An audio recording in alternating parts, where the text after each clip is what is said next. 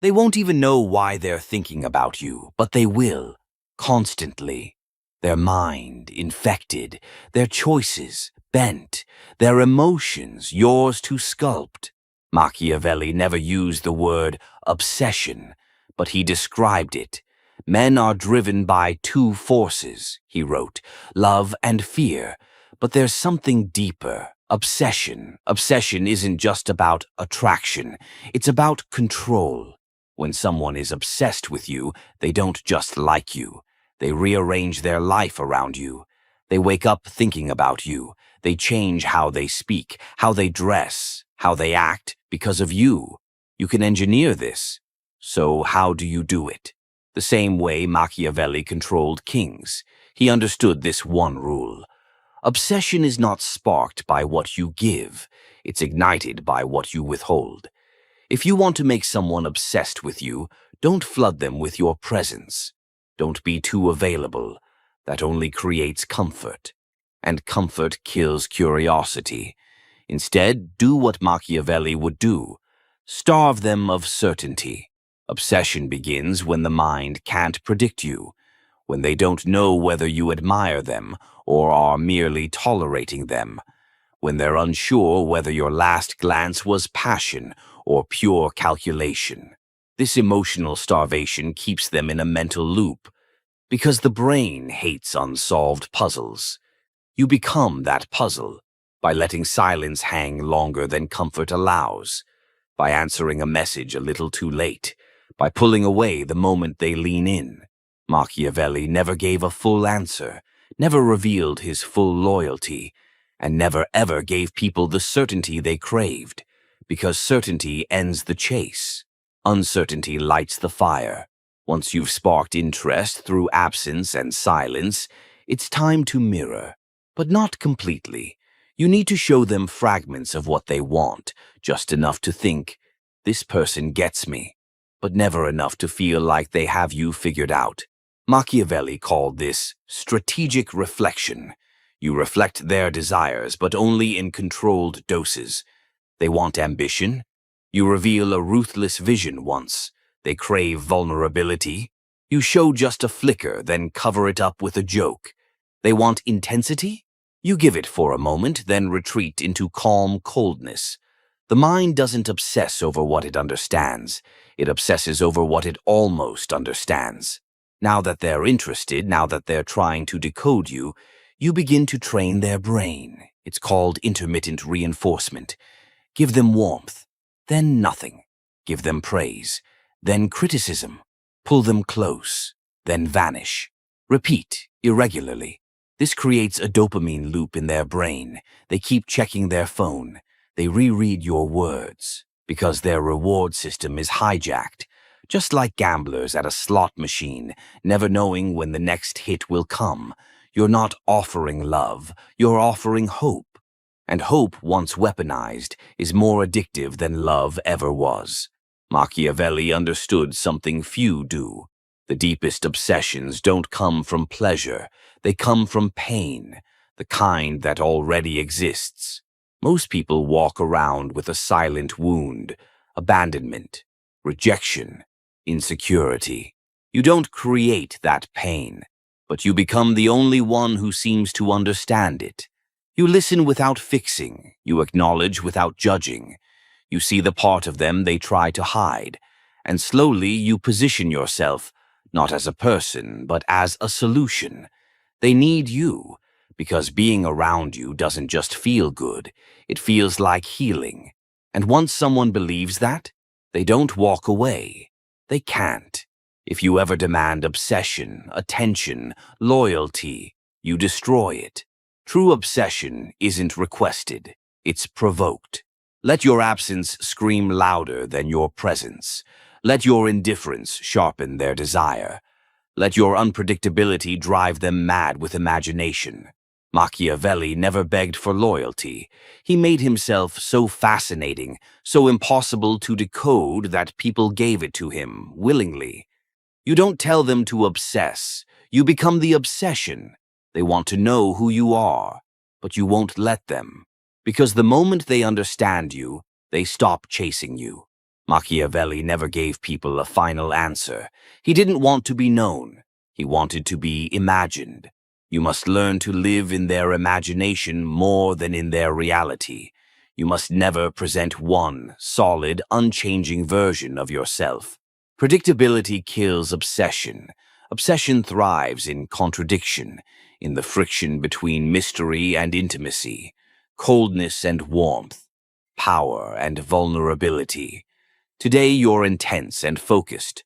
Tomorrow you're playful, distant. Today you praise them. Tomorrow you tease them. This makes them question, which version is real? Did I do something wrong? They become addicted to solving you. You don't owe them consistency. You owe them a maze, and they'll wander it forever if you never give them a map. Want to control someone without touching them? Control when you appear. Machiavelli knew it's about when you show up and when you disappear. Here's how to make them obsess with your timing. Leave a deep conversation unfinished. Send a message that makes them feel seen, then go quiet for 8 hours. Exit when the energy is highest. Always leave them wanting. You create a void so sharp it echoes. Their mind starts asking questions. Their heart starts feeling fear. You've now entered their mental real estate, rent-free. Mirroring is a classic seduction tactic. Most people do it wrong. They think it means copying body language or parroting words. Instead, reflect their inner world back to them, but slightly distorted. You say what they've always felt, but never knew how to express. You notice things they thought no one saw. You make them feel known, but slightly misunderstood. This forces them to keep talking to you, keep engaging, because they're trying to correct the image you're reflecting. But you're not wrong. You're just almost right. That almost keeps them hooked. They want to finish the story, fix the mirror. They won't, because you won't let them. Nothing common is desired. Nothing easy is respected. You want obsession. Make yourself rare. Machiavelli knew that people worshipped what was scarce, so you must become scarce in every way. Your time never freely available, your thoughts never fully shared, your approval never casually given, your attention never predictable. They should earn every interaction, because obsession doesn't come from access, it comes from earned proximity. They don't fall in love with you. They fall in love with the idea of being chosen by you. And once they feel chosen, they'll fight not to be unchosen.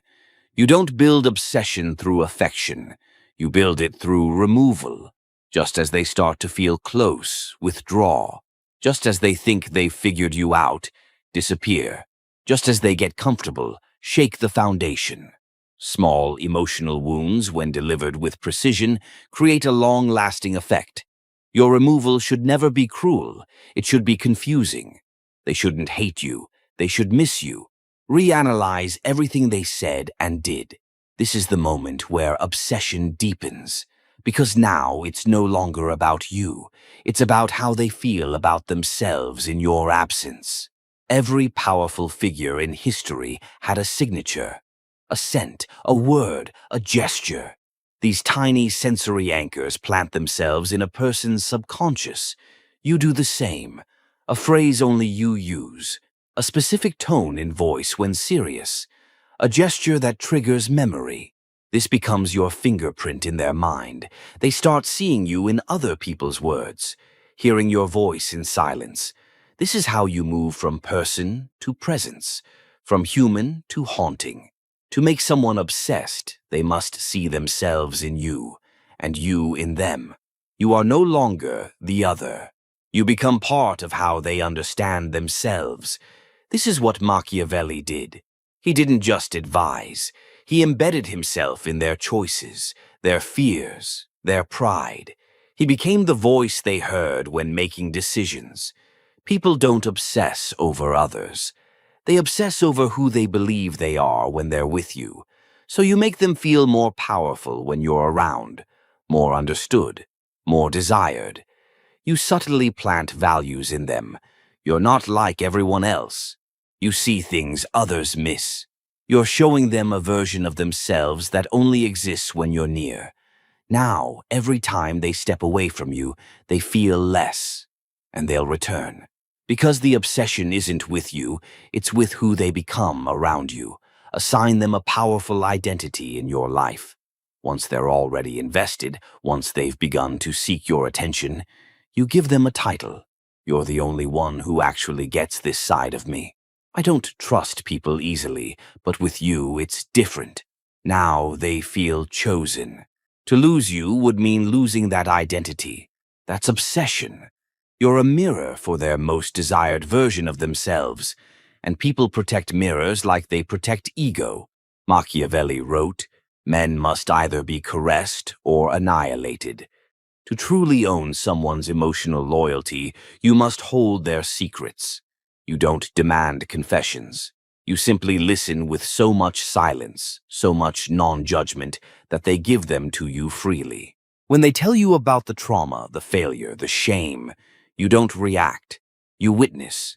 That alone makes them feel safer with you than with anyone else. You are the vault. They fear their secrets will rot in silence. That fear turns to attachment. That attachment, when crafted well, becomes obsession, memory manipulation. You're not just influencing who you are to them today. You're rewriting who you were to them yesterday by reframing experiences. Remember the look you gave me when I said that? That moment changed something. When we walked by that place, I could tell you were fighting something inside. Even if it didn't happen that way, they start to believe it did. The brain is plastic. It rewires based on emotion, suggestion, repetition. You become more magical, more intense. You arrived in their narrative like a plot twist they never saw coming, but can't stop thinking about. Obsession dies when stories end. Build a shared mythology, but never finish it. Talk about places you'll visit. Describe futures. Paint vivid moments. Then vanish. You're creating what Machiavelli would call a political promise. It gives hope, but it isn't guaranteed. That unknown becomes a hook in their mind. They think, what if we actually do go? What if they were the one and I lost it? The story never ends. It suspends in the air, pulling them back toward you every time life feels cold or empty. You're the person who altered their timeline, obsessively remembered. To seal the obsession, you must give them one final ingredient. Fear, a quiet fear, a soft panic, a fear of losing you. Because once they start fearing your absence more than they value your presence, they'll seduce themselves. Machiavelli never had to threaten power directly. He just made sure people feared the idea of being outside his circle. When someone senses that your attention could vanish at any time, they tighten their grip. Start subtly. Withdraw slightly after an intense interaction. Go quiet after a moment of connection. This doesn't create hate. It creates panic. They'll ask themselves, did I say something wrong? Are they getting bored of me? You've made them believe that they are the unstable one, that they must work to keep you close. They'll do anything to keep the door from closing. People don't fear losing what they don't value. So your job is to give them something sacred, but just a taste. Enough that they feel trusted, maybe even special. Now, if they lose you, they don't just lose a person, they lose a privilege. And humans are wired to panic over loss of privilege. You must offer your loyalty like a rare wine. A sip here, a toast there.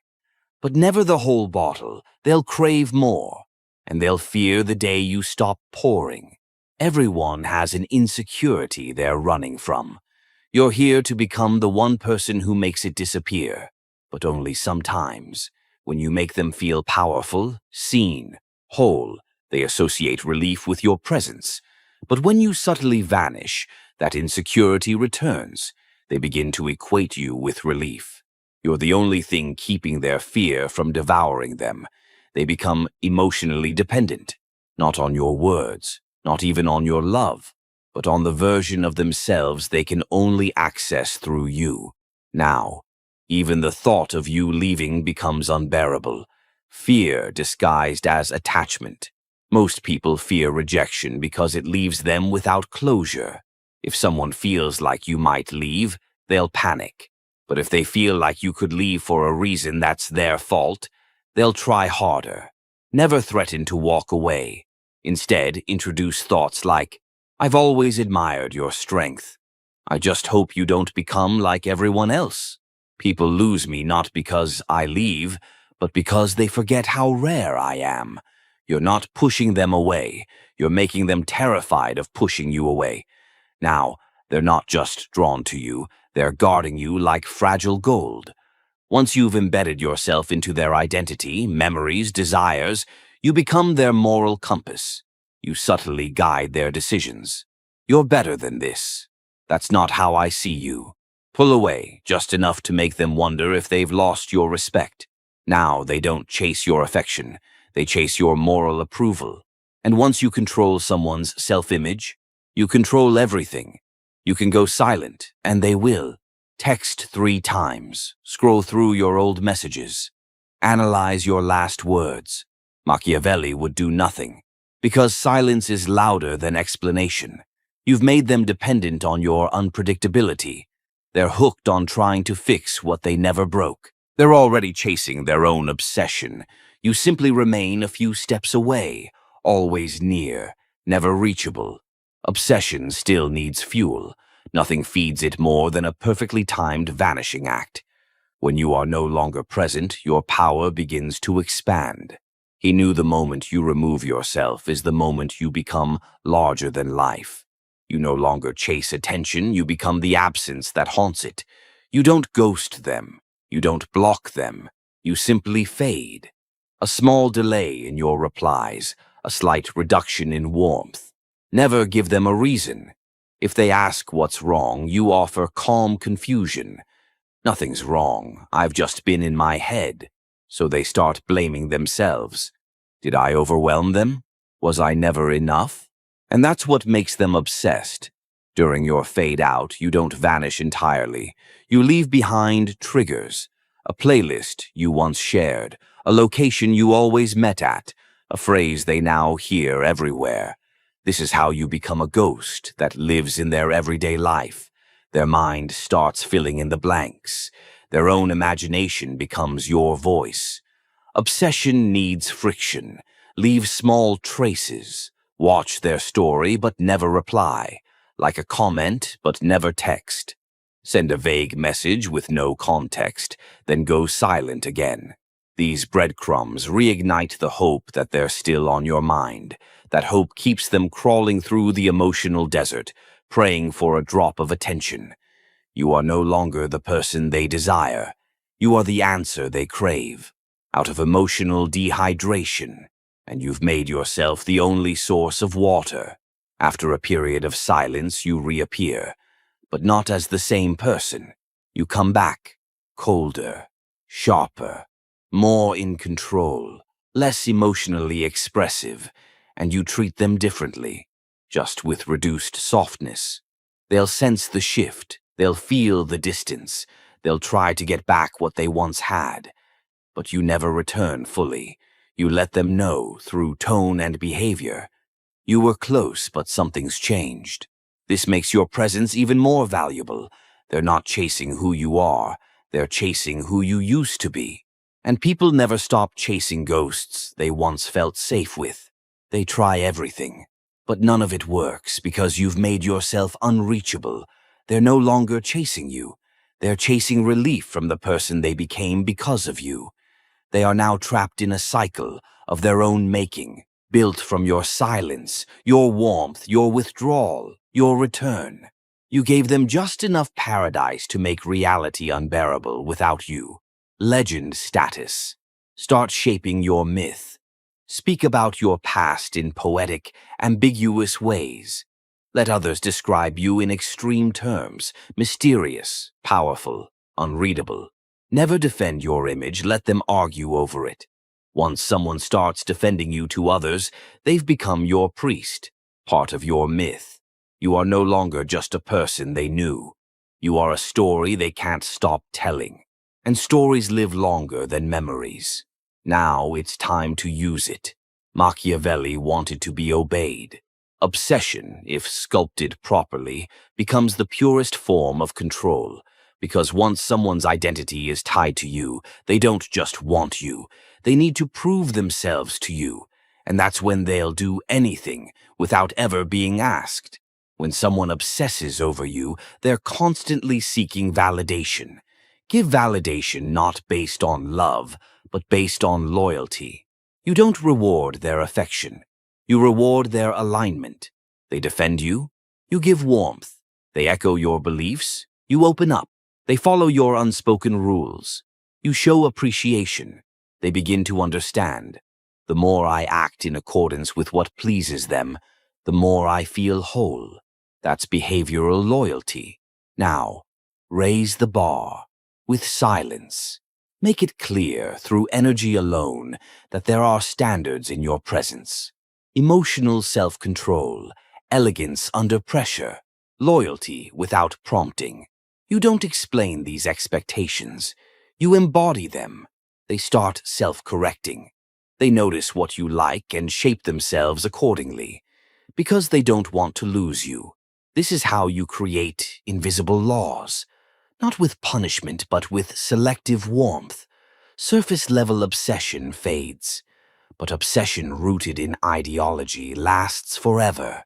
What real, uncomfortable, elegant truths do you live by? That most people are too soft to lead.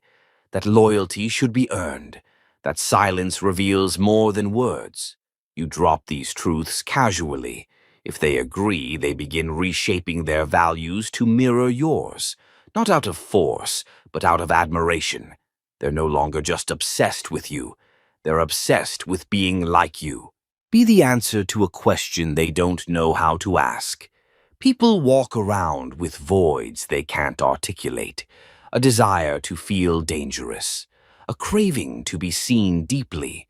You don't fill these voids directly. You create the illusion that only you understand them. This makes leaving you feel like spiritual death. They may try to walk away, but every relationship after you will feel too shallow. Because you weren't just a person. You were a doorway to a version of themselves they liked more, and you closed it. Machiavelli never told people what to do. He made them believe it was their own idea. You plant ideas like seeds, then water them slowly with praise. You always think a step ahead. You see through things most people miss. Now they believe aligning with you is intelligence. Pleasing you is strength. They think it was their idea all along. That's the art of control without resistance. You're no longer just you. You've become what you represent. You're not seen as a flawed human anymore. You've been mythologized by design. Machiavelli knew that fear and awe work best when the source is slightly inhuman. Remain distant. Speak carefully. Let mystery replace explanation. You're no longer part of their life. You're above it. You influence it from the shadows.